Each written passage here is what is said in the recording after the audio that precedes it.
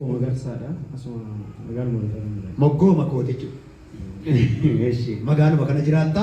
Mee Magarsaa Waaqayyo iddoo kanatti maal siif godhee gabaabaatti nutti himee? Waaqayyo waan guddaa naa godhe. Ameen. As naannoo keenyatti namni wal lolee nama gidduu galee daanii dhawweedhe. Walitti baate walitti deebi'i. Walitti deebi'i. Harki cabdee walitti baate walitti deebi'i. Morgaa godhatu humnaa godhatu. Mighty Jesus. Chama! Shukalia barada la labashia. Chama! Shularia da labashia. Harki saccas qaba. Ba Jesus jedha. Bilisa payadani. Bilisa payadani. Abbaan tokko nas jilbeenfadhee maqaa kee waama harka kana keessa humni kee adarbu. Harka kana keessa irreen kee adarbu. Harka kana keessa humni kee adarbu. Humna dhiiga Yesuusiin. Ameen. The mighty name of Jesus. The mighty name of Jesus. The mighty name of Jesus. The mighty name of Jesus. Maria Rabaria. Sama. Kaya umna igesu. Kaya umna igesu sin. Gidduutti nyaara kutanii dafee kola jala. Ati samii kana sirraa ikilees keenyi daa'i. Okay, harka keessa rukutaa Waaqayyo galateeffata. Dabalaa galateeffata Waaqayyo. Eshi. Zamana yaalaan deemee kan yaalaa dhageenyaan opereeshinii taata sibiilli gidduu galee itti dhangoomanii akka itti firiinaa jedhe. Okay. Qaamaatii kootiin mari'ateen deebi'een galee.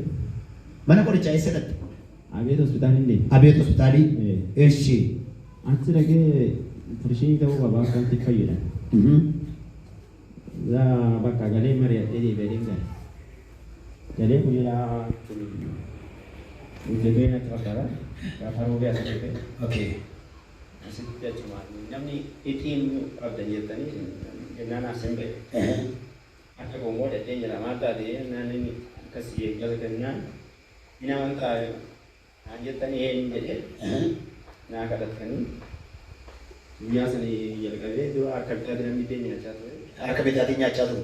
Eshi. Apa sani jalan kali dia akak berjadinya dia cakap. Akak guna apa? Sila ito ko din mabati.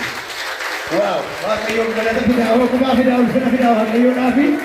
Hallelujah. Mena baka kabat na gulta galata fidaa. Sa cabaa sa cabaa galagaru. Waaqayyo galata fidaa na malati. Hallelujah. Ulfinu Waaqayyo na fato. Amen, amen, amen. Waan jedhanya guyyaa sanii. Guyyaa saniiti. Maamtu dhugaa ba'uu turte natti deebi'atte shakkite.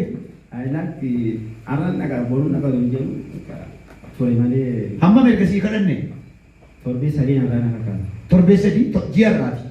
Ji'arraati. Na yaadadha ji'arraati. Maatiin kee maal jedhan gaafa kana argan? Hin gammadan baay'ee. Eessi? Hin gammadan. Waaqayyoof galanna ta'u. Amiin. Waaqa kana sii godhe kanaan maal jechuu barbaadda? Baay'ee guddisee galata naa galchaafi. Galata galchaaf Waaqayyoodhaafi. Haaleluyyaa. Ilaala isa operaasyoonii ta'u malee hin fayyidutti hin jedhame. Ameen, ameen, ameen. Erga Waaqayyo kana godheedhu maaliif Waaqayyo galateeffachuu danda'ani? Harka keessa mataa keessa loole. Baay'ee wayi namicha kana baay'een eegaa ture maaf dhufee dhugaan baaneen jedhu kana booda namoota kana mana yaalaa turte bikkisiisuun naafatee akka kana na taalaatee baay'ee sodaate. Akka dubartii sanaan taa'ite sodaate. Isa akka dubartii sanaa ta'uu si hooshe Waaqayyo galanna ta'u. Ameen. Galata fidaa fi gooftaadha. Haaleluyyaa. Amen. Aba